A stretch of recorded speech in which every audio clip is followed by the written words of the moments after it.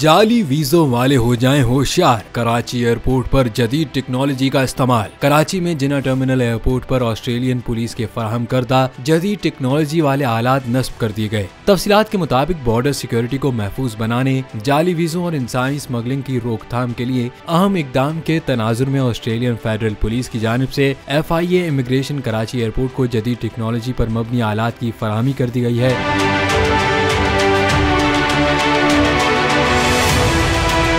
जदीद आलात के जरिए जाली पासपोर्ट और वीजे के हामिल मुसाफिरों की निशानदही मुमकिन हो सकेगी। इन किट्स में magnifying glasses, ultra violet radiation lights, security लेमेंट वेरीफायर भी शामिल हैं। फराहम करदा 17 आलात के जरिए इमिग्रेशन काउंटर्स पर पासपोर्ट और वीजे की जांच पड़ताल का आगाज कर दिया गया है। हुकाम का कहना है कि बैनुल अक़वामी आमद और रवानगी पर अमले की जानिब से इन आलात का मुतवातिर इस्तेमाल किया जाएगा।